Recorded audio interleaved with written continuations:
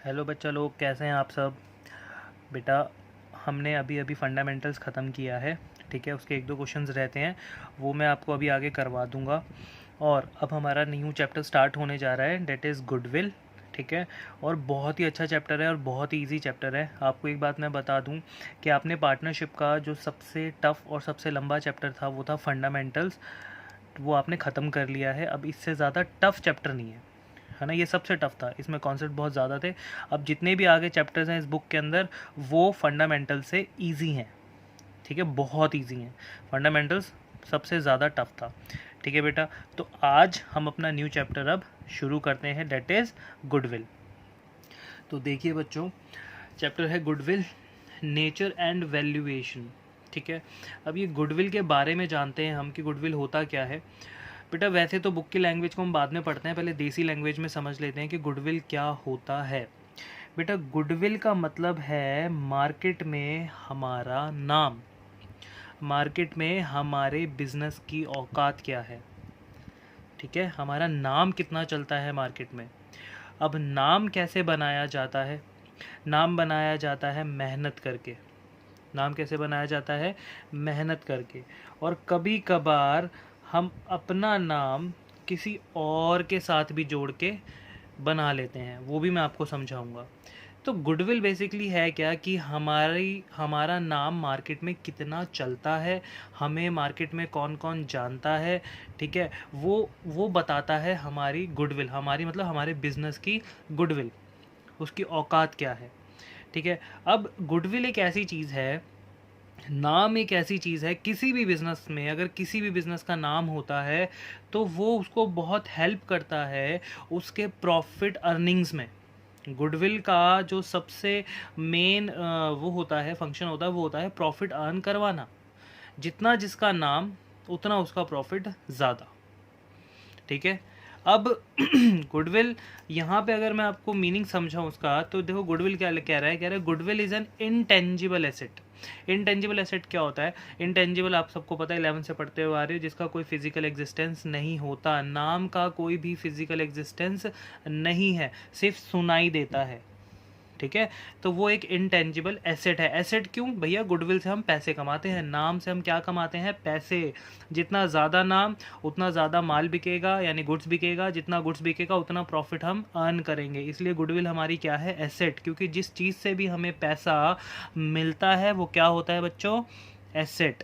Which places and enterprise, कह रहे goodwill एक हमारी ऐसी एसेट है जो हमारे एंटरप्राइज को ऐसी जगह पे ले आती है, ऐसी एडवांटेजियस पोजीशन पे ले आती है। ठीक है, due to which the enterprise is able to earn higher profit. कह रहा है उसके जगह ऐसी पोजीशन पे ले आता है गुडविल, जिससे कि जो हमारा बिजनेस है, जो हमारी एंटरप्राइज है, वो हायर प्रॉफिट्स अर्न करते हैं विदाउट पुटिंग एक्स्ट्रा एफर्ट्स। ठीक है, अब आप जिसका नाम बहुत ज़्यादा है उसको एक्स्ट्रा एफर्ट्स नहीं करने पड़ते हैं। दिवाली पे जब आपके घर में मिठाइयाँ आती हैं तो हल्दीराम घर घर अपने लेबल नहीं लगाता है, जगह जगह पोस्टर, अपने वो पैम्पलेट्स नहीं बांटता है कि मैं हल्दीराम हूँ, आओ। सबको पता है कि हाँ, मिठ में स्वीट्स में सबसे ऊपर कौन जा रहा है? हल्दीराम भैया। बिना कहे लोग उसकी मिठाइयाँ खरीदते हैं, चाहे वो जितनी मर्जी महंगी क्यों ना बेच रहा हो, है ना। तो नाम में फ़र्क है, लोग दूर दूर से आते हैं हल्दीराम की मिठाई खरीदने, लेकिन आपकी गली में गुप्ता जी हलवाई वाले हैं। अब गुप्ता जी हलवाई वालों के पास कौन जा रहा है पता ही नहीं है। क्या कोई वहाँ से आएगा साउथ दिल्ली से यहाँ पे गुप्ता जी की हलवाई वाले के पास मिठाई खरीदने? नहीं ना, क्योंकि उसका नाम नहीं है। और हल्दीराम के पास all over India, all over world, हर जगह उसकी शॉप्स हैं, वहाँ से लोग जानते हैं, सामान खरीदते हैं, और वो एक ब्रांड है, उसका नाम है। तो उनको कोई एफर्ट्स नहीं करने पड़ते, प्रॉफिट ज़्यादा एफर्ट्स नहीं करने पड़ते प्रॉफिट को अर्न करने के लिए। ठीक है, तो वो क्या है? उसकी गुडविल। हल्दीराम क्या है? एक गुडविल ब्रांड, नाम है। ठीक है, और गुडविल एक इंटेंजिबल एसेट है। तो वो इंटेंजिबल एसेट के बारे में कौन से अकाउंटिंग स्टैंडर्ड में बताया गया है? Accounting standard 26। सर ये अकाउंटिंग स्टैंडर्ड्स क्या होते हैं? बेटा ये आप जितने भी अकाउंट्स के चैप्टर्स पढ़ते हो ना, उसके बारे में एक बुक बनाई गई है। आप एक तरह से समझ लीजिए अकाउंट्स का लॉ। ये जो अकाउंटिंग स्टैंडर्ड्स होते हैं, ये अकाउंटेंसी का लॉ होता है, इसके अंदर जो लिखा गया है उसको ही फॉलो किया जाता है, ठीक है। तो इस अकाउंटिंग स्टैंडर्ड 26 के अंदर गुडविल के बारे में बहुत डिटेल्स दे रखी होंगी, बहुत डेप्थ में जाके समझा रखा होगा, तो वो है ये। हमें इतना अभी यूज़ नहीं करना, हमें सिर्फ अकाउंटिंग स्टैंडर्ड पता होना चाहिए। अब अब हम क्या कर रहे हैं, हम इस चैप्टर में गुडविल की वैल्यूएशन कर रहे हैं। वैल्यूएशन का मतलब क्या होता है कि उसकी वैल्यू निकालना, गुडविल की वैल्यू निकालना। अब गुडविल की वैल्यू निकालने की हमें आवश्यकता क्या है, ज़रूरत क्या है, क्यों हमें गुडविल की वैल्यू निकालने पड़ गई। हमारे बिजनेस की अच्छा खासा चल रहा था, चलने देते, लेकिन अब हमें वैल्यू निकालने की ज़रूरत क्यों पड़ गई? क्योंकि रीजंस हैं ये कि when there is a need for valuing goodwill, when there is a change in the profit sharing ratio. कह रहे जब कोई चेंज आता है प्रॉफिट शेयरिंग रेशियो में। प्रॉफिट शेयरिंग रेशियो का मतलब क्या है? Change in profit sharing ratio का मतलब ये हुआ कि पहले पार्टनर्स जो थे, मान लो ए और बी, उनका प्रॉफिट रेशियो था 1:1। तो मार्केट में जितना भी प्रॉफिट कमाया जाता था, बांटा जाता था, काम किया जाता था, वो 1:1 के रेशियो में किया जाता था। लेकिन आगे जाके ए और बी ने अपना रेशियो चेंज कर दिया, रेशियो कर दिया 2:1। अब जितना भी बिजनेस पुराना था वो किस रेशियो पे था? वो था 1:1 पे। अब जितना भी बिजनेस होगा वो कितने रेशियो पे होगा? 2:1 पे। तो रेशियो चेंज किया ना, तो रेशियो चेंज होगा तो पूरा बिजनेस भी चेंज होगा, ये याद रखना। जब पार्टनर्स आपस में रेशियो चेंज करते हैं तो पूरा बिजनेस भी चेंज हो जाता है, ठीक है। तो जो चीज़ें पहले इक्वल थी अब वो चीज़ें इक्वल नहीं रहेंगी। तो इक्वल नहीं रहेंगी इसलिए उसमें से हमें क्या करना पड़ता है? गुडविल का भी वैल्यूएशन करना पड़ता है। गुडविल की वैल्यू हमें दोबारा से निकालने पड़ती है, क्योंकि गुडविल जो थी वो पहले 1:1 के रेशियो में चल रही थी। अब जो न्यू गुडविल चलेगी वो 2:1 के रेशियो में चलेगी, तो चेंज हो जाएगी। नेक्स्ट कह रहा when a new partner is admitted. सीधी सी बात है, ए बी पार्टनर थे, उन्होंने सी को एडमिट किया, तो पहले जो गुडविल बनी हुई थी वो ए और बी के हिसाब से बनी थी। अब कौन आ रहा है? सी भी आ रहा है, तो गुडविल में किसका हाथ होगा? सी का। तो सी के आने पर गुडविल की वैल्यू क्या होनी चाहिए, उसका हम क्या करेंगे? वैल्यूएशन। तो दोबारा से गुडविल की वैल्यू निकालने पड़ेगी। थर्ड में क्या कह रहा है? कह रहा है व्हेन अ पार्टनर रिटायर्स और डाइज। या तो कोई पार्टनर फर्म से रिटायर हो रहा है या फिर उसकी डेथ हो जाती है, तो गुडविल की वैल्यू हम दोबारा से निकालते हैं, क्योंकि पुरानी गुडविल नहीं चलेगी। कह रहे when partnership firm is sold as a going concern. हम पार्टनरशिप फर्म, किसी को चलता हुआ हमारा बिजनेस है, अच्छा खासा चल रहा है, हमने किसी को हैंड ओवर कर दिया, मतलब हैंड ओवर कह रहा सॉरी, किसी ने टेक ओवर कर लिया, हमने किसी को बेच दिया, है ना। तो जब बेचा, तो जब हम बेचे थे वो हमारी गुडविल थी। अब सामने वाले ने जब खरीदा तो वो अपनी गुडविल के हिसाब से खरीद रहा है, ठीक है। तो वो अपनी गुडविल के हिसाब से खरीद रहा है। जब वो खरीदेगा तो वो दोबारा से गुडविल की वैल्यू क्या करेगा? उसको निकालेगा, ठीक है। कह रहे व्हेन टू और मोर फर्म्स अमेलगमेट। व्हेन टू और मोर फर्म्स अमेलगमेट, वो कह रहा है कि अमेलगमेट का मतलब होता है मिलना। कह रहा है जब दो या दो से ज़्यादा फर्म्स आपस में मिल जाती हैं, जब दो या दो से ज़्यादा फर्म्स आपस में मिलेंगी तो जाहिर सी बात है उनकी गुडविल बदलेगी। जब आप सिंगल फर्म में होते हो, अपनी अपनी फर्म में होते हो, तो आप अपने हिसाब से फर्म की गुडविल बनाते हो। लेकिन अगर आप अपनी फर्म को किसी दूसरी फर्म के साथ अमेलगमेट करते हो, ज्वाइन करते हो, तब आपकी गुडविल बदल जाती है। तो गुडविल बदलती कैसे है, उसकी वैल्यूएशन हमें निकालने पड़ती है। उसके लिए कुछ फॉर्मूलाज होते हैं जो आगे हम पढ़ेंगे, ठीक है। अब लास्ट पॉइंट देखो, when a firm is converted into a company. कह रहे जब हमारी जो फर्म है, हमारी पार्टनरशिप फर्म एक कंपनी बन जाती है। तो बेटा अब फर्म होता है, एक फर्म जो है वो एक शॉर्टर टर्म है, कंपनी एक वाइडर टर्म है। तो जब आप फर्म से अपनी कंपनी में ट्रांसफ़र करोगे तो आपके फर्म में काफ़ी चेंजेस आएंगे। जब वो कंपनी बनेगी काफ़ी रूल्स एंड रेगुलेशंस चेंज हो जाएंगे। जब वो कंपनी बनेगी तो रूल्स एंड रेगुलेशन चेंज होंगे, तो साथ ही साथ गुडविल भी चेंज हो जाएगी, तो जिसकी आपको क्या निकालने पड़ेगी? वैल्यू, ठीक है बेटा। ये तो हमारी क्या थी? Need for valuing goodwill. ये ज़रूरत होती है, ये एमसीक्यूज में आ सकता है आपको, तो इसलिए बहुत ध्यान से 6 पॉइंट अपने माइंड में रखना, ठीक है।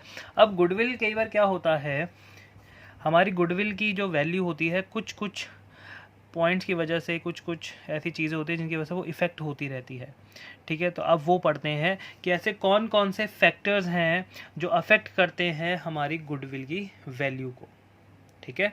तो गुडविल की वैल्यू को अफेक्ट करता है सबसे पहला एफिशिएंट मैनेजमेंट। हमारी जो मैनेजमेंट है बहुत एफिशिएंट होनी चाहिए, बहुत अच्छी होनी चाहिए। अगर मान लो अगर मैं मेरा कोचिंग है, मैंने अपना पीछे जो अगर मैं नहीं होता हूँ तो पीछे मैंने अपना रिसेप्शन रखा हुआ है, पीछे कुछ लड़के रखे हुए हैं ट्यूशन को संभालने के लिए कि मैं ना हूँ तो मेरे बाद वो अटेंड करें कस्टमर्स को, स्टूडेंट्स को। अगर वो ढंग से बात नहीं करेंगे, अगर वो ढंग से बात नहीं करते, रिस्पेक्ट नहीं देते, बदतमीज़ी से बात करते हैं, फालतू बोल देते हैं, ठीक है, तो उससे क्या होगा, मेरी गुडविल का, मेरे जो वो होगा इंस्टीट्यूट, उसका नाम खराब हो जाएगा ना, क्योंकि मेरी मैनेजमेंट अच्छी नहीं है। मेरी मैनेजमेंट क्या नहीं है, एफिशिएंट नहीं है। तो अगर मेरी मैनेजमेंट बहुत एफिशिएंट हो, वो आए, बहुत अच्छे से ट्रीट किया जाए, सारी चीज़ें अच्छे से एक्सप्लेन करें वो, तो वो बंदा मेरे बिज़नेस की तरफ अट्रैक्ट भी होगा, कोचिंग की तरफ अट्रैक्ट होगा, स्टूडेंट ज़्यादा आएंगे। तो मेरी मैनेजमेंट का गुडविल में बहुत बड़ा एक रोल होता है, ठीक है। अगर मैनेजमेंट अच्छी नहीं है तो मार्केट में गुडविल नहीं बनती है, और अगर मैनेजमेंट अच्छी है तो हमारी गुडविल अच्छी बनती है, और गुडविल अच्छे बनने से हम प्रॉफिट ज़्यादा अर्न करते हैं, ठीक है। सेकंड पॉइंट है फेवरेबल लोकेशन। हाँ, देखिए, फेवरेबल लोकेशन बहुत मैटर करती है किसी भी बिज़नेस के लिए, किसी भी बिज़नेस के लिए। अगर लोकेशन अच्छी नहीं है तो आपका बिज़नेस नहीं चलता। अब मान लो मेरा इंस्टीट्यूट है, अब मैं इस इंस्टीट्यूट को किसी इंडस्ट्रियल एरिया में खोल देता हूँ जहाँ पे सिर्फ फैक्ट्रीज़ हैं, जहाँ पे सिर्फ लेबर आता है, काम करती हैं, ये सभी है, कारखाने चल रहे हैं। अब मैं वहाँ पर एक अपना कोचिंग खोल देता हूँ, कोई आना चाहेगा? नहीं, क्योंकि वो लोकेशन नहीं है उस बिज़नेस की। जहाँ पे इंडस्ट्री है वहाँ पे इंडस्ट्री ही खोली जा सकती है, वहाँ पे कोचिंग सेंटर नहीं खोला जा सकता। तो इसलिए अगर मेरी लोकेशन अच्छी नहीं है, फेवरेबल नहीं है, तो मेरा जो बिज़नेस है वो ग्रो नहीं कर सकता, और अगर बिज़नेस ग्रो नहीं करेगा तो गुडविल नहीं बनेगी, जिससे मेरी जो गुडविल है वो अफेक्ट हो जाएगी, ठीक है बेटा। Next, favourable contracts. हाँ, हमारी गुडविल को आगे बढ़ाने के लिए कॉन्ट्रैक्ट्स भी हमारे पास अच्छे होने चाहिए। जैसे मैं एक छोटा सा एग्जांपल लेता हूँ, आप सारे मथुरा वृंदावन जाते रहते हो, तो आप जाते हो नोएडा एक्सप्रेस वे से। आप सबको पता है वो एक्सप्रेस वे किसने बनाया। खैर, अब उस बिल्डर का नाम किसी रीज़न से वैनिश हो चुका है, लेकिन उस बिल्डर का नाम था जेपी। हाँ, जेपी ही था। तो आपको पता होना चाहिए, शायद आज भी, मैं तो काफ़ी टाइम से गया नहीं हूँ, लेकिन जब मैं गया था तो मैंने देखा था जगह जगह उस बंदे ने, वो इतना इतना अच्छा कॉन्ट्रैक्ट था उस जेपी वाले के लिए कि उसके बाद जेपी ग्रुप को बहुत अच्छे अच्छे कॉन्ट्रैक्ट्स मिलने लगे, क्योंकि एक्सप्रेस वे पे दुनिया जाती है। दुनिया जो भी घूमने आता है, आगरा वगैरह जो जाता है, ठीक है, वो एक्सप्रेस वे से होते हुए मैक्सिमम लोग जाते हैं। तो वो एक्सप्रेस वे को देखते हैं, ठीक है, उसको किस तरीके से बनाया गया है, कितना सुंदर बनाया गया है, उसका काम अच्छा किया गया है। तो किसने किया है? वो किया है जेपी वाले ने। तो जेपी ग्रुप को बहुत अच्छे अच्छे कॉन्ट्रैक्ट्स मिले उसके बेसिस पे। और अगर आप जाओ आज भी, शायद वहाँ पे हर एक चीज़ जो है वो जेपी के नाम से है। JP Greens, JP Buddha Circuit, बहुत सारी चीज़ें जेपी के नाम से वहाँ पर हैं। तो वो एक फेवरेबल कॉन्ट्रैक्ट है, जिसकी वजह से हमने उस बिल्डर को जाना, उस कॉन्ट्रैक्ट से उसको और आगे फ्यूचर में अच्छे अच्छे कॉन्ट्रैक्ट्स मिलेंगे। ऐसा ही हर एक बिज़नेस के साथ होता है। आपके जितने ज़्यादा अच्छे कॉन्ट्रैक्ट्स होंगे, ठीक है, उतना ही आपका जो बिज़नेस का नाम है यानी गुडविल है वो बढ़ेगी, और उससे आप प्रॉफिट भी ज़्यादा अर्न करेंगे। Longer establishment of business. हाँ भाई, गुडविल को बिजनेस में जमाने के लिए आपको बिजनेस लंबे समय तक चलाना पड़ेगा। एक बंदे ने बिजनेस खोला, 3-4 महीने हुए नहीं, और वो परेशान है कि यार मेरे को ज़्यादा प्रॉफिट नहीं हो रहा है, मेरा गुड ज़्यादा बिक नहीं रहा है, मुझे बहुत प्रॉब्लम हो रही है, लोग ज़्यादा आते नहीं हैं मेरे बिज़नेस, मेरा प्रोडक्ट ख़रीदने। और उससे कोई पूछे कि भाई आपके बिज़नेस को भी टाइम क्या हुआ है, उसने कहा 3 या 4 महीने। तो 3-4 महीने में अपने मोहल्ले के लोग ही नहीं जानते कि ये बंदा बिज़नेस कर रहा है, तो मार्केट वाले तो बाद में जानेंगे। तो जितना आपका बिज़नेस लंबे समय तक टिका रहेगा, मार्केट में बना रहेगा, उतने ही लोग आपको जानेंगे, उतनी ही आपकी गुडविल बनेगी, ठीक है। और गुडविल बनेगी, आपका प्रोडक्ट बिकेगा तो आप प्रॉफिट अर्न कर सकते हो। क्वालिटी, अब ये नहीं है कि अगर आपका बिज़नेस लंबे समय तक है तो आप क्वालिटी कुछ भी दे दो, नहीं। अगर आपके गुड्स की क्वालिटी अच्छी नहीं है, तब भी मार्केट में आप जितने मर्जी लंबे समय तक टिके रहो, आपका जो नाम है वो नहीं होगा।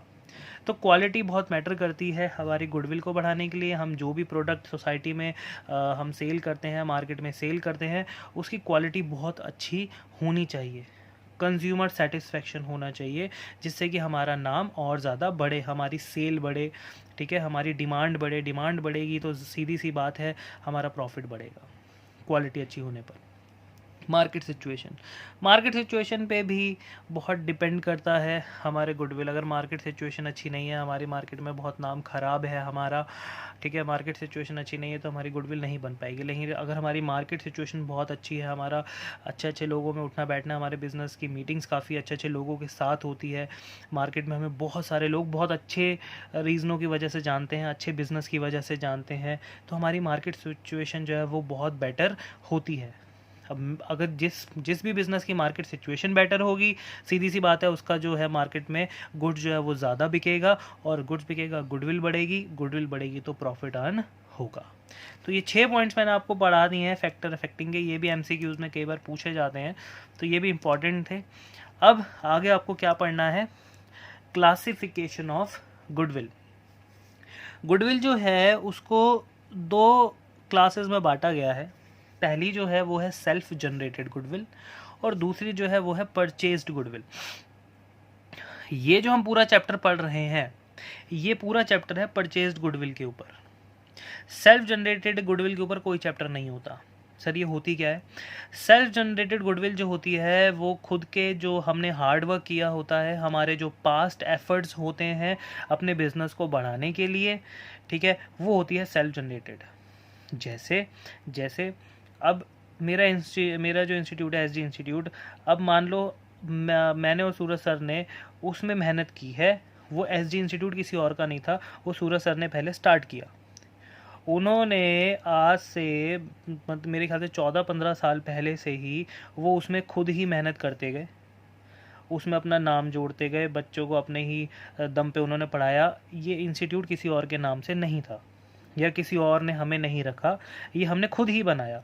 तो इसमें जितना भी हार्ड वर्क था, जितना भी इसमें प्लानिंग था, सब कुछ खुद ही किया, ठीक है, किसी और से नहीं पूछा, खुद ही पढ़ाया, किसी और से कॉपी नहीं किया, किसी और टीचर को नहीं बुलाया, क्योंकि अब तो सूरज सर और अंकुर सर पढ़ाते हैं, सूरज सर मैथ्स, मैं अकाउंट, तो हमने किसी और को नहीं रखा हुआ।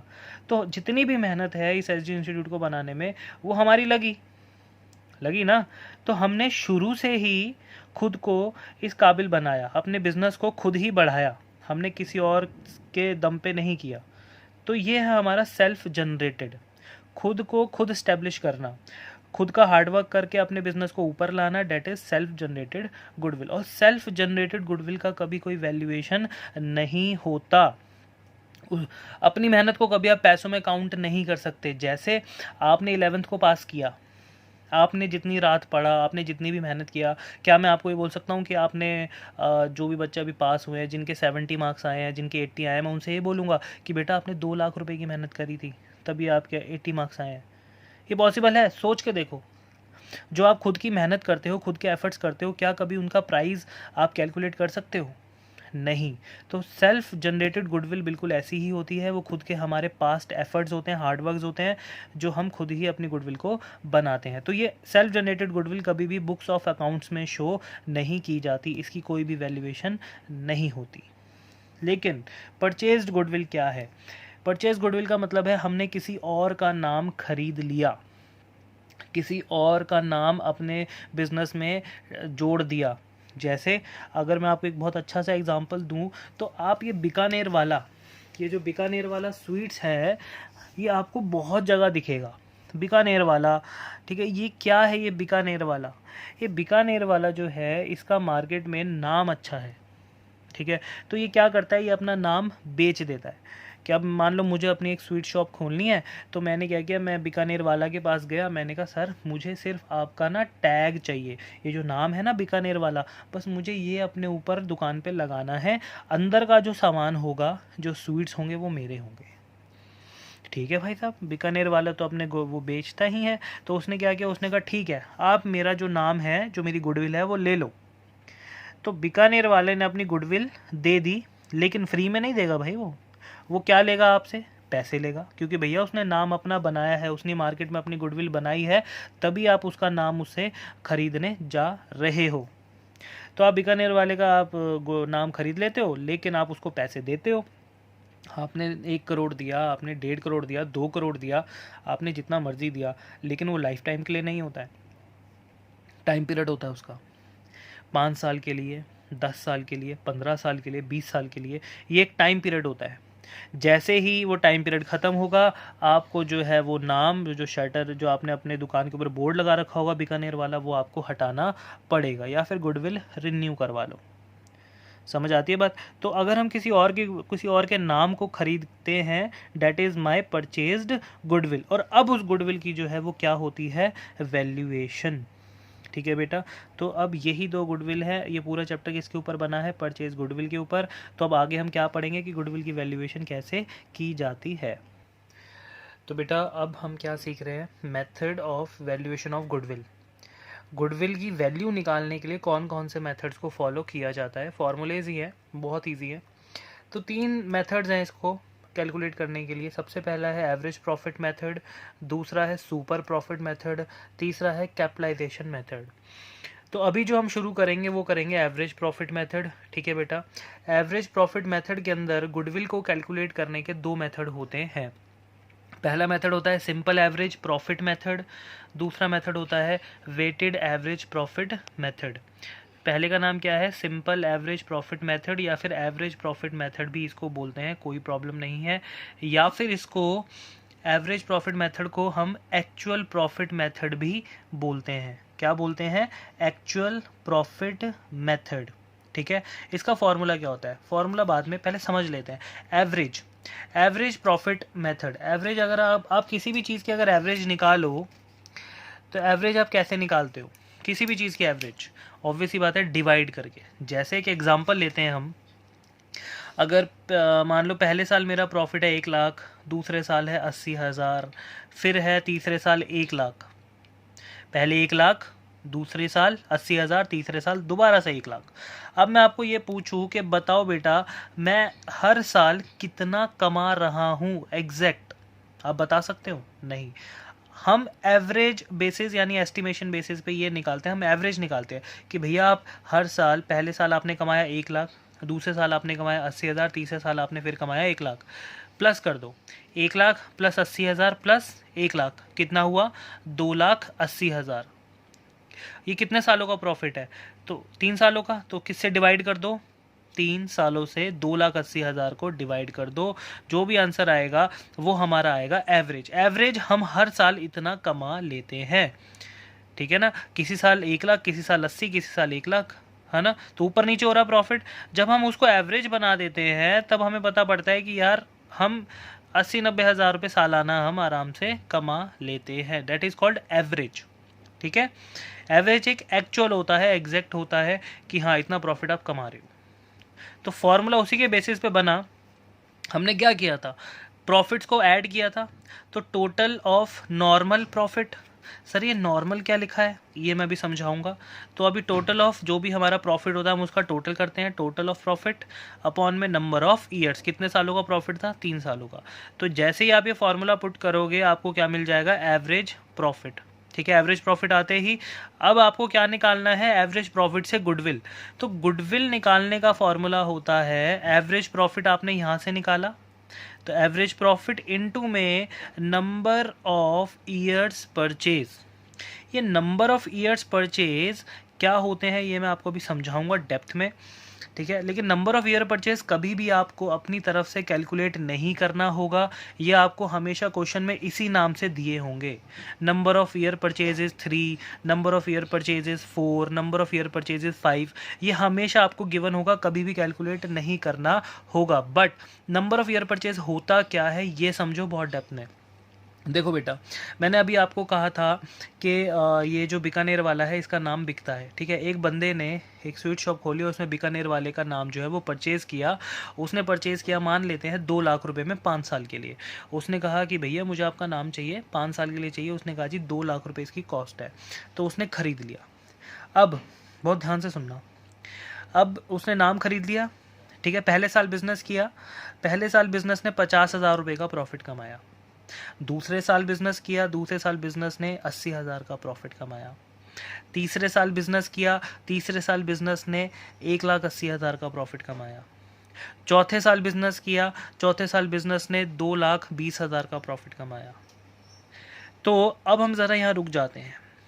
चौथे साल में बिजनेस ने प्रॉफिट कितना कमाया? 2,20,000 रुपये। और उसने जो नाम खरीदा था 5 सालों के लिए, वो कितने रुपए का खरीदा था? 2 लाख रुपए का। तो बेटा वो वाला ईयर जिस ईयर में हमारा जो प्रॉफिट होता है हमारे परचेज्ड गुडविल के अमाउंट के बराबर हो जाता है, उस ईयर को बोलते हैं नंबर ऑफ ईयर्स परचेज। एक बार फिर, हमने जितने रुपए में गुडविल खरीदी है और है ना, और हमारा जो जब हम अपना बिजनेस स्टार्ट करते हैं तो जिस ईयर में हमारे प्रॉफिट का अमाउंट हमारे गुडविल जितने की हमने गुडविल खरीदी है उस अमाउंट के बराबर हो जाता है, उस ईयर को बोलते हैं नंबर ऑफ ईयर परचेज। ठीक है बेटा, तो बस उसके बराबर पहुंचते। अब ज़रूर नहीं है कि मैंने 4 साल में कर दिया तो हर बार सर पहले ही हो गया, ऐसा कुछ नहीं है। 6 साल में भी हो सकता है, 7 साल में भी हो सकता है। तो 2 लाख या 2 लाख से बराबर, मतलब जितने की आपने गुडविल खरीदी है ना उस अमाउंट के बराबर या उस अमाउंट से ऊपर अगर अमाउंट पहुंच जाता है तो जिस ईयर में पहुंचेगा वो ईयर, हम उस ईयर को क्या बोलते हैं? Number of years purchase. और ये हमेशा क्वेश्चन में आपको गिवन होगा। तो अब आपको नंबर ऑफ ईयर परचेज भी समझ आ चुका है। ठीक है, तो अब इसी के ऊपर पहले हम क्वेश्चन कर लेते हैं। चलिए, तो बेटा ये देखिए हमारा पहला क्वेश्चन उस एवरेज प्रॉफिट को और ज़्यादा डेप्थ में जानते हैं कि कैसे सॉल्व करना है। कह रहा Rajni and Kant are partners sharing profit equally. They admitted Amitabh as a new partner for 1/3 share. ठीक है, in the profit. For this purpose, अब नया पार्टनर आ गया तो गुडविल तो चेंज करने पड़ेगी, है ना। For this purpose, the goodwill of the firm was to be valued on the basis of 3 years purchase of last 4 years profit. अब आपको नंबर ऑफ परचेज ईयर हमेशा ऐसे गिवन होगा, 3 years purchase, 4 years purchase, 5 years purchase, number of purchase year हमेशा given होगा। तो कह रहा है आपको 3 years purchase of last 4 years average profit. अब आपको जो है पिछले 4 सालों के एवरेज प्रॉफिट गिवन है। ठीक है, उनके बेसिस पे आपको क्या कैलकुलेट करना है? Average profit. तो ये रहे आपके 4 सालों के प्रॉफिट। अब एवरेज प्रॉफिट आप क्या करोगे कैलकुलेट, और उसके बाद क्या कैलकुलेट करोगे? गुडविल। ठीक है बेटा, तो चलिए इसका सॉल्यूशन। तो बेटा सॉल्यूशन स्टार्ट। अब हमें एक पहले छोटा सा फॉर्मेट बनाना है, ईयर्स एंड प्रॉफिट। तो सबसे पहले हम ईयर्स लिख लेते हैं। 2014-15 प्रॉफिट कितना है? 40,000 रुपीज़। 2015-16 प्रॉफिट कितना है हमारा? 50,000 रुपये। 2016-17 प्रॉफिट कितना है हमारा? 30,000 रुपये। 2017-18 लास्ट जो हमें दिया है। अब यहाँ पे अगर आप ध्यान दो तो यहाँ पे ब्रैकेट में है, ब्रैकेट का मतलब होता है लॉस माइनस। तो हमें 2017-18 में क्या हुआ है? लॉस। ठीक है, तो हमने लिख लिया। अब हमें क्वेश्चन के अकॉर्डिंग अगर हम चले तो हमें एवरेज प्रॉफिट फाइंड करना है। तो पहले एवरेज प्रॉफिट का हम फॉर्मूला लिख लेते हैं। एवरेज प्रॉफिट का फॉर्मूला क्या था बेटा? Total of normal profit upon में नंबर ऑफ ईयर्स। तो बेटा पहले हम टोटल ऑफ नॉर्मल प्रॉफिट कर लेते हैं। तो ऊपर ये हमारे नॉर्मल प्रॉफिट है। ठीक है, अब इसका टोटल कर लेते हैं। 90, 1,20,000 माइनस 10, लॉस माइनस होता है हमेशा। तो 1,20,000 माइनस 10, 1,10,000 रुपये हमारा टोटल नॉर्मल प्रॉफिट आ गया। तो यहाँ पे हम लिख देते हैं 1,10,000 divided by number of years कितने हैं? 1, 2, 3, 4 डिवाइडेड बाय 4। ठीक है, तो ये हमारा number of year purchase average profit आएगा।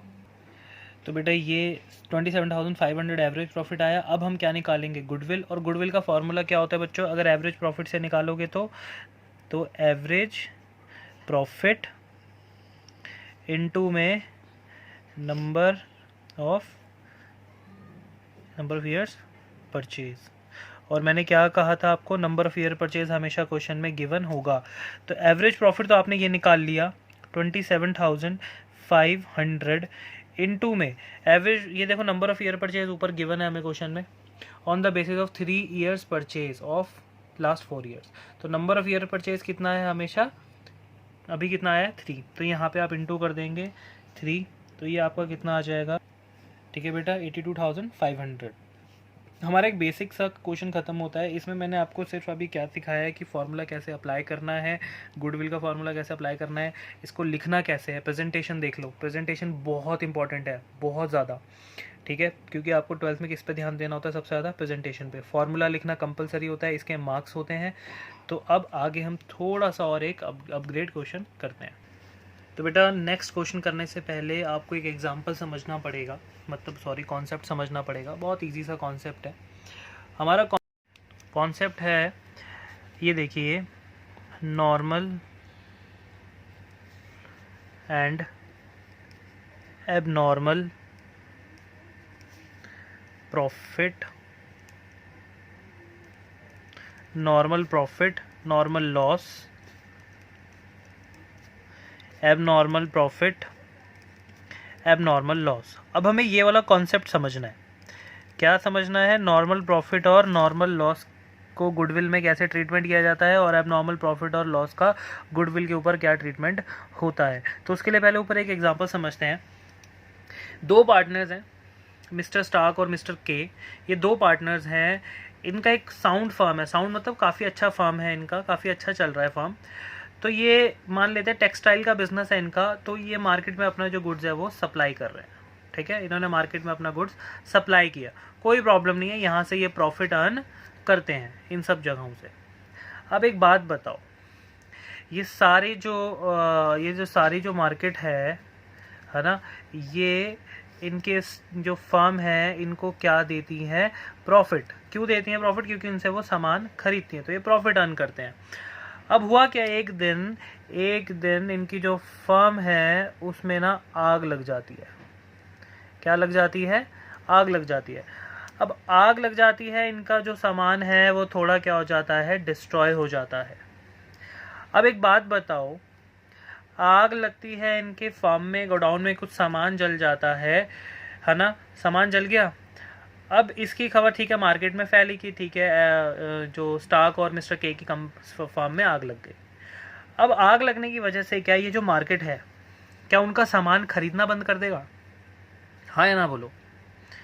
आग लगने की वजह से क्या मार्केट में बंदे का सामान खरीदना लोग बंद कर देते हैं क्या आग लगने की वजह से? सर नहीं, बिल्कुल भी नहीं। तो आग लगना, मान लो इनका 1 लाख का जो गुड्स था वो आग लगने की वजह से जल गया, है ना, नुकसान तो हुआ, इनका नुकसान हुआ, लेकिन मार्केट में इनकी गुडविल पे उस 1 लाख रुपए का क्या इम्पैक्ट पड़ा, मुझे ये समझाओ। कोई इम्पैक्ट पड़ा? मार्केट में सामान लेना बंद हुआ इनका? नहीं सर। तो आग लगना एक नॉर्मल लॉस है या फिर एबनॉर्मल लॉस है? सर ये तो एबनॉर्मल है, क्योंकि आग रोज रोज तो लगेगी नहीं कि भैया मिस्टर स्टार्क आते हैं माचिस की तीली लगा देते हैं गुड्स में डेली, ऐसा तो होता नहीं ना। कभी कभार आग लग गई, बाय चांस गलती से आग लग गई, तो कोई इफेक्ट नहीं पड़ा। तो एबनॉर्मल लॉसेस जो होते हैं वो कभी भी किसी भी फर्म के प्रॉफिट पे, यानी सॉरी फर्म की गुडविल पे कोई भी इफेक्ट नहीं डालते। जब आप गुडविल निकालते हो, एबनॉर्मल लॉसेस को कभी भी उसमें हम शामिल नहीं करते। इसलिए अगर आप क्वेश्चन पढ़ रहे हो, उसमें कोई एबनॉर्मल लॉस आ गया, लॉस बाय फायर आ गया, है ना, तो आप क्या करोगे, नीचे देखो। एबनॉर्मल लॉस अगर आ जाए गुडविल के क्वेश्चन में, तो हम क्या करते हैं, हम उसको प्रॉफिट में ऐड करते हैं। सर ये आपने ऐड क्यों किया, हमें ये नहीं समझ आया। बेटा बहुत बच्चे होते हैं जो इस चीज़ में कंफ्यूज रहते हैं कि ऐड क्यों हुआ। चलो थोड़ा सा ना 11th में आपको लेकर चलते हैं। यहाँ ध्यान दो, 11th क्लास में बहुत ध्यान से सुनना, ये आपने बहुत अच्छे से मैंने पढ़ाया भी था 11th क्लास में। तो 11th क्लास में यहाँ पे आप प्रॉफिट एंड लॉस अकाउंट तो मेंटेन करते हो, यहाँ पे आपका ग्रॉस प्रॉफिट होता है ना। अब ग्रॉस प्रॉफिट यहाँ पर है, ये वाली क्रेडिट साइड जो होती है वो हमारी इनकम साइड होती है, और डेबिट साइड जो होती है वो हमारी एक्सपेंस होती है। तो जब भी लॉस बाय फायर होता है, आग लगने की वजह से जो नुकसान होता है, उसको हम कहाँ लिखते थे, लॉस बाय फायर, यहाँ पे लिखते थे, इस लॉस को आप ग्रॉस प्रॉफिट में से माइनस करते थे, बाद में जो आता था वो आता था नेट प्रॉफिट। अब आपको ये चीज़ पता होनी चाहिए कि हम जब भी किसी भी फर्म की गुडविल निकालते हैं तो उसके लिए हम प्रॉफिट का इस्तेमाल करते हैं ना, प्रॉफिट का इस्तेमाल। तो अब एक बात बताओ, इस प्रॉफिट में ऑलरेडी ये जो लॉस बाय फायर है ये माइनस हो चुका है। अब हम इसी प्रॉफिट को अगर गुडविल निकालने के लिए ले गए, इसी प्रॉफिट को अगर हम गुडविल निकालने के लिए यूज़ करते हैं तो इस प्रॉफिट में गलती से क्या माइनस हो रखा है, गुडविल निकालने के लिए लॉस बाय फायर। और इस लॉस बाय फायर का जो इम्पैक्ट होता है गुडविल पे ज़ीरो होता है, कोई इम्पैक्ट नहीं पड़ता। तो वो कहते हैं कि भैया loss by fire already profit में माइनस है, हमें तो कैलकुलेट करनी है गुडविल, ये रेगुलर लॉस तो है नहीं, है ना, कभी कभार का नुकसान है, इससे हमारी गुडविल की वैल्यू भी डाउन नहीं होती है। तो इसको आपने प्रॉफिट में से माइनस किया है ना, कह रहा है गुडविल निकालने के लिए इसे प्रॉफिट में क्या कर दो, ऐड, क्योंकि आपने बेकार में ही प्रॉफिट कम कर रखा है। गुडविल पे नाम खराब हुआ ही नहीं कंपनी का, माल तो तब भी बिक रहा है, आग ही तो लगी है, माल थोड़ा ना खराब हुआ है, माल तो बिक रहा है मार्केट में। तो कह रहा है इसलिए प्रॉफिट में इसे माइनस नहीं करना, तो एबनॉर्मल लॉसेज को हमेशा क्या करते हैं, प्रॉफिट में ऐड, उसका यही एक रीज़न है। ठीक है, अब एक बार आग भी लग गई, अब अगली बार क्या हुआ, यहाँ पर इनके यहाँ पर हो गई चोरी। क्या हो गई, इनके यहाँ पर चोरी। अब चोरी हो गई, क्या मार्केट में नाम खराब हो जाएगा, नहीं, चोरी होना भी क्या है, लॉस बाय थेफ्ट, तो वो भी एक एबनॉर्मल लॉस है, रेगुलर लॉस नहीं है, कभी कभार नुकसान हुआ, वो भी किसकी कैटेगरी में आएगा, एबनॉर्मल लॉस की कैटेगरी में। उसको प्रॉफिट में क्या करोगे, ऐड। कॉन्सेप्ट मैंने ये नीचे आपको समझा दिया, बात समझ आती है, ठीक है ना, समझ गए। अब ऊपर आओ, अब प्रॉफिट और नॉर्मल लॉस के बारे में बात करते हैं। नॉर्मल लॉस, नॉर्मल लॉसेज जो आप अपना प्रोडक्ट बनाते हो, बिजनेस में कुछ भी बना रहे हो, उसका जो भी नॉर्मली डेली का लॉस होता है। जैसे एग्जांपल ले लेते हैं हम, मान लो ये टेक्सटाइल का फार्म है, टेक्सटाइल मतलब कपड़ों का इनका फार्म है, ठीक है। अब जब ये जो कपड़ों को थान बनाते होंगे, बड़े बड़े रोलर बनाते होंगे कपड़ों के, तो उसमें से ना कुछ आपने देखा होगा वो साइड में से छोटे छोटे कतरन निकल जाती है, छोटा छोटा वेस्टेज। तो जब तक इनका बिजनेस रहेगा, जब तक ये टेक्सटाइल का बिजनेस करते रहेंगे, तब तक वो छोटी छोटी जो कतरन है, वो छोटी छोटी जो वेस्टेज है वो होती रहेगी। तो वो जो वेस्टेज है, बताओ वो नॉर्मल है या एबनॉर्मल है, क्या वो डेली का लॉस है या कभी कभार निकलेगी, सर वो तो डेली निकलेगी। तो वो कौन सा लॉस है, that is firms normal loss. तो नॉर्मल लॉस का ट्रीटमेंट नॉर्मली जैसे होता है वैसे ही होगा। तो यहाँ देखिए, नॉर्मल लॉस हमेशा प्रॉफिट में से क्या होता है, माइनस, नेट प्रॉफिट में से हमेशा। एबनॉर्मल उल्टा होता है, प्लस होता है, और नॉर्मल हमेशा माइनस होता है। और क्या नॉर्मल लॉसेज हो सकते हैं, सैलरी देना नॉर्मल है ना, इलेक्ट्रिसिटी बिल देना नॉर्मल है, टेलीफोन बिल देना नॉर्मल है, रेगुलर बेसिस के जो खर्चे हैं वो नॉर्मल होते हैं, ठीक है। आग लगना, चोरी होना, ठीक है, ये सब हमारे लिए अब नॉर्मल है, कभी कभार ये खर्चे होते हैं, इसलिए इनको हम प्लस करते हैं। ये तो थी लॉस की बात। अब हम बात करते हैं ज़रा प्रॉफिट की, अब नॉर्मल प्रॉफिट और नॉर्मल प्रॉफिट। चलिए, तो ऊपर देखिए, अब ये जो इनकी जो फर्म है, इनकी फर्म ने, इनका बिजनेस जो है वो टेक्सटाइल का बिजनेस है, ठीक है, टेक्सटाइल का बिजनेस है, कपड़ों का बिजनेस है, लेकिन इन्होंने इन्वेस्टमेंट कर रखी है, इन्होंने पैसा जो है इन्वेस्ट कर रखा है। वो भी कहाँ इन्वेस्ट कर रखा है, शेयर्स में, किसी कंपनी के शेयर्स खरीदे हुए हैं, ठीक है, और उस शेयर पर इन्होंने अर्न किया डिविडेंड। डिविडेंड मतलब प्रॉफिट, शेयर्स पे क्या अर्न किया इन्होंने, डिविडेंड, प्रॉफिट। या फिर इनके पास एक स्पेयर बिल्डिंग थी, क्या थी इनके पास, एक स्पेयर बिल्डिंग, जिसको इन्होंने प्रॉफिट में बेचा, 10 करोड़ का प्रॉफिट कमाया या 10 लाख का, जो भी था। अब ये जो है, अब इनका बिजनेस किस चीज़ का है, टेक्सटाइल का। इनकी रेगुलर इनकम, नॉर्मल इनकम किससे होगी, टेक्सटाइल से, जो कपड़े बेचेंगे, जो कपड़े बनेंगे, मार्केट में जाएंगे। शेयर्स पे डिविडेंड, शेयर्स पे प्रॉफिट, क्या डेली प्रॉफिट कमाएंगे, नहीं, मार्केट के ऊपर है, जब तक इन्होंने पैसा इन्वेस्ट कर रखा है तब तक है। जैसे ही 5 साल बाद इन्वेस्टमेंट खत्म होगी, 10 साल बाद, 20 साल बाद, 50 साल बाद, जैसे इन्वेस्टमेंट खत्म होगी इनका वो जो है पैसा वो खत्म हो जाएगा, बेच सकते हैं। क्या बिजनेस को ये खत्म कर देंगे 10 साल बाद, 15 साल बाद, 20 साल बाद? नहीं ना, बिजनेस तो ये चलते ही, ये क्या चाहेंगे कि हमारा बिजनेस तो चलता रहे। यानी कि ये जो प्रॉफिट है, इन्वेस्टमेंट पे शेयर्स पे प्रॉफिट कमाना, बिल्डिंग बेचकर प्रॉफिट कमाना, क्या इनका रेगुलर इनकम है? ये रेगुलर प्रॉफिट्स हैं? नहीं, ये कौन से प्रॉफिट्स हैं? Irregular, that is abnormal profit. हम अपने बिजनेस के अगेंस्ट जाकर हम जो भी प्रॉफिट कमाते हैं, सुनो ध्यान से सुनो, हम अपने बिजनेस के अगेंस्ट जाकर जो भी प्रॉफिट या इनकम अर्न करते हैं वो हमारे लिए एबनॉर्मल इनकम होती है। अब इस एबनॉर्मल, एक बात बताओ, मार्केट में इनका ये माल बिक रहा है, मार्केट में किस लिए जाने जाते हैं? इन्वेस्टमेंट और बिल्डिंग बेचने के लिए या फिर टेक्सटाइल के लिए? सर टेक्सटाइल के लिए। मार्केट में ये प्रॉफिट जो ज़्यादा कमाते हैं वो किससे कमाते हैं? टेक्सटाइल पे या बिल्डिंग बेच के? सर टेक्सटाइल पर, है ना। तो अब यहाँ पर देखो, जब भी एबनॉर्मल प्रॉफिट आएगा, इस एबनॉर्मल प्रॉफिट पे, जो एबनॉर्मल प्रॉफिट होता है, इसका हमारे गुडविल पे कोई भी इम्पैक्ट नहीं पड़ता, क्योंकि ऊपर बिजनेस है टेक्सटाइल का, ठीक है, कपड़े बेचकर ये पैसा कमा रहे हैं, और यहाँ पे साइड बाय साइड इसने एक बिल्डिंग भी बेच दी। क्या डेली बिल्डिंग बेचेगा? नहीं। क्या बिल्डिंग बेचकर इनकी गुडविल बनी है? नहीं, इनकी गुडविल बनी है टेक्सटाइल बेचकर, मतलब कपड़े बेचकर, है ना, ठीक है ना। तो इसलिए ये जो प्रॉफिट होता है, एबनॉर्मल प्रॉफिट हम इसको बोलते हैं, और ये हमेशा नेट प्रॉफिट में से हमेशा क्या होता है? माइनस। जो भी आपको क्वेश्चन में प्रॉफिट दिया होगा, तो एबनॉर्मल गेन बोलते हैं इसको, एबनॉर्मल गेन और प्रॉफिट एक ही बात है, तो ये एबनॉर्मल गेन भी हो सकता है। तो एबनॉर्मल गेन जो है वो हमेशा क्या होता है? लेस। याद रखना। सर क्यों? हम एग्जांपल देखो, नीचे इधर आओ, ये देखो, अगर आप डिविडेंड या बिल्डिंग में प्रॉफिट कमा रहे हो, तो आप यहाँ पे शो करते हो उसको इनकम साइड पे, प्रॉफिट एंड लॉस की क्रेडिट साइड इनकम होती है, तो यहाँ पे आप शो करते हो डिविडेंड। तो डिविडेंड आपने यहाँ शो किया, अब ये डिविडेंड जो है इस ग्रॉस प्रॉफिट में प्लस हो गया, और बाद में यही क्या बन गया? Net profit. यानी कि इस नेट प्रॉफिट के अंदर ये वाली इनकम भी है।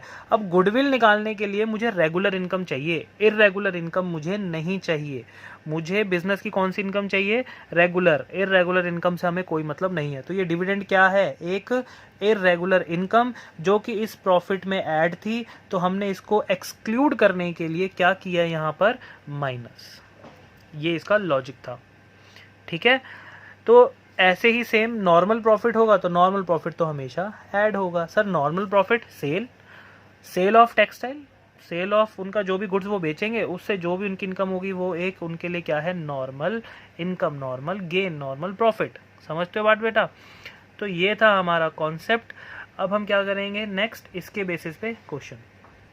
तो देखिए क्वेश्चन कह रहा है, Ranveer and Ranbir are partners sharing profit in the ratio 3:2। They admit Deepika. क्या बात है, अब दीपिका इनकी न्यू पार्टनर बन गई है 1/4 शेयर के लिए। भैया बिजनेस गुडविल तो चेंज होगी, है ना। तो गुडविल चेंज किया, उसके लिए गुडविल को वैल्यूड किया on the basis of 3 years purchase. तो number of purchase, profit number of purchase year कितना है? 3। और कितने सालों का प्रॉफिट दे रखा है? ऑफ लास्ट 5 ईयर्स प्रॉफिट, 5 सालों का प्रॉफिट हमें गिवन है, और 5 सालों का प्रॉफिट ये रहा, जिसमें से एक लॉस भी है। Calculate goodwill of the firm after adjusting the following. आपको गुडविल फर्म की निकालनी है, लेकिन ये फॉलोइंग आपको एडजस्ट करना है।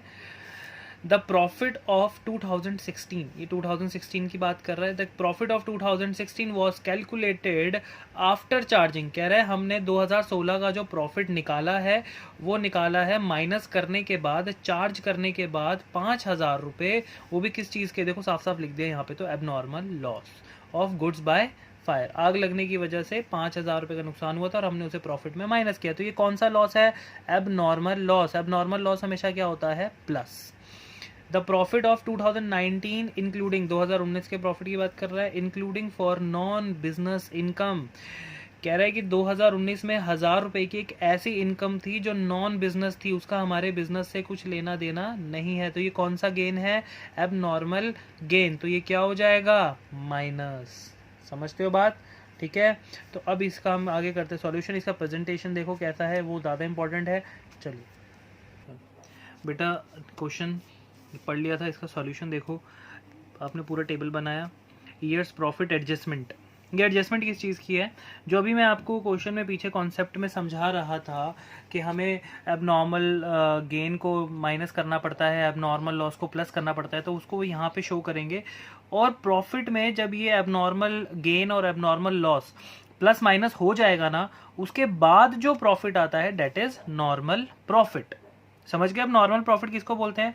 नॉर्मल प्रॉफिट फॉर्मूले में जो लिखा था ये वो प्रॉफिट था जिसके अंदर ना तो एबनॉर्मल गेन होता है और ना ही एबनॉर्मल लॉस होता है। समझ आती है बात? तो यहाँ पे ईयर के हिसाब से सबसे पहले ईयर है 2015, 2016। तो बेटा ये ईयर प्रॉफिट हमने लिख लिए। अब उसके बाद कह रहा है 2016 में जो अब नॉर्मल लॉस है वो 2016 ईयर में है। 2016 ये रहा।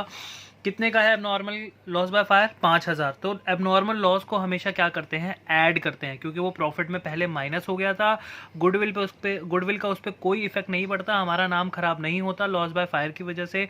तो इसलिए हम उस वाले अमाउंट को हम गुडविल निकालने के लिए प्रॉफिट में ऐड बैक करते हैं, सिर्फ गुडविल निकालने के लिए।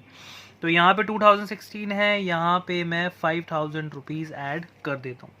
उसके बाद नेक्स्ट जो है 1000 रुपये एक एबनॉर्मल गेन था, बिजनेस की नॉन बिजनेस इनकम थी, हमारे बिजनेस से रिलेटेड नहीं थी।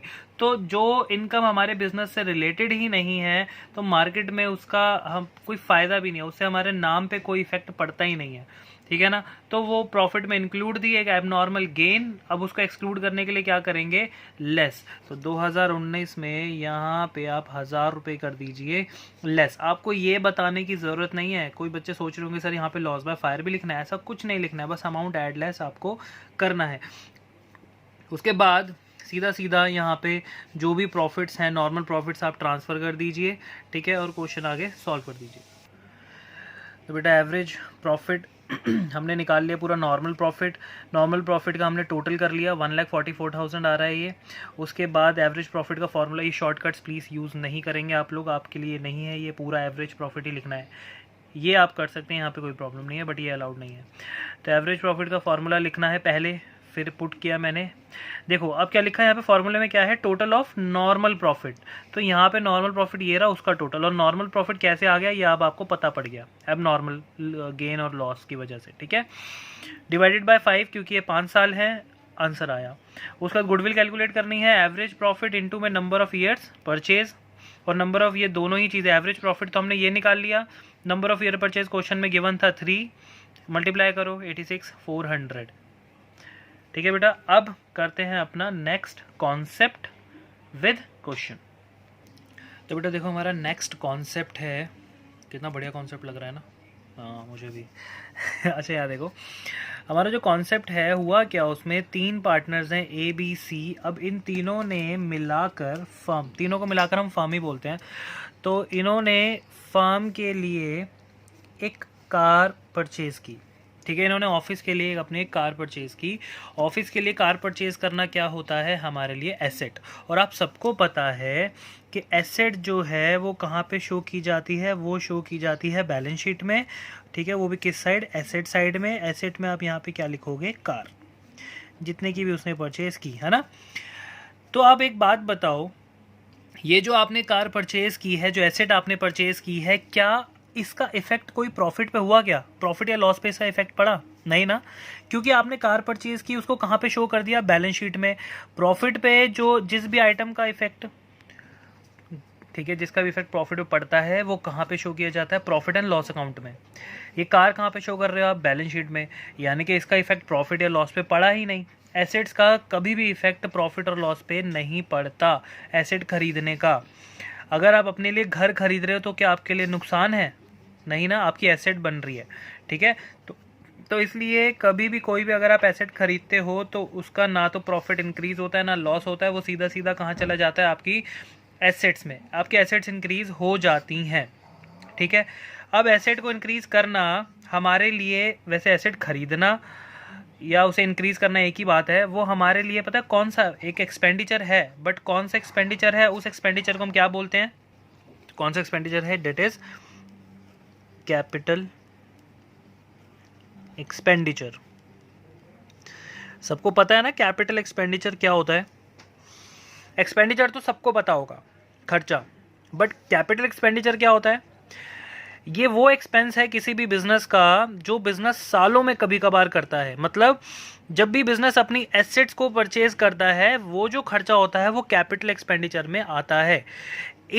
ये एक ऐसा खर्चा होता है जिससे हमें कोई प्रॉफिट लॉस नहीं होता, इससे सिर्फ हमारी कैपिटल इंक्रीज होती है। ये एक ऐसा खर्चा होता है, क्योंकि आपने पढ़ा होगा 11th क्लास में, आपकी जो एसेट्स होती हैं वो इक्वल्स टू कैपिटल होती है। लायबिलिटीज़ हम अभी यहाँ पे ज़ीरो रख रहे हैं, बाहर वालों का पैसा नहीं ले रहे हैं। अभी हमारी एसेट किसके बराबर रख रहे हैं? कैपिटल के, ठीक है ना। लायबिलिटी ज़ीरो हो सकती हैं, उधार लेना ज़रूरी नहीं है। तो हम जब भी कोई भी अपनी एसेट को परचेज करते हैं, वो जो खर्चा होता है डेट इज़ कैपिटल एक्सपेंडिचर, और ये सालों में कभी कभार होता है। आप डेली वो कार नहीं खरीदेंगे, उनको जब नीड होगी फार्म के लिए तभी कार परचेज की जाएगी। समझते हैं बात आप? ठीक है, तो ये इतना पार्ट आपको समझ आ गया, ठीक है। अब हुआ क्या, इन्होंने कार परचेज कर ली, और ये कार जो परचेज की है वो की है 10 लाख रुपीस की, ये एसेट है। अब इनका जो अकाउंटेंट था उससे बाय मिस्टेक एक गलती हो गई छोटी सी। अकाउंटेंट ने क्या किया, तो बेटा देखो, ये फर्म का एक शातिर अकाउंटेंट है।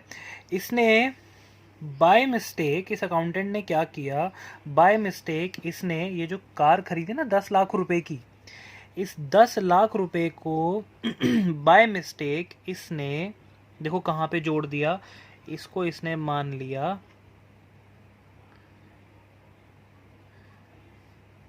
Travelling expenses.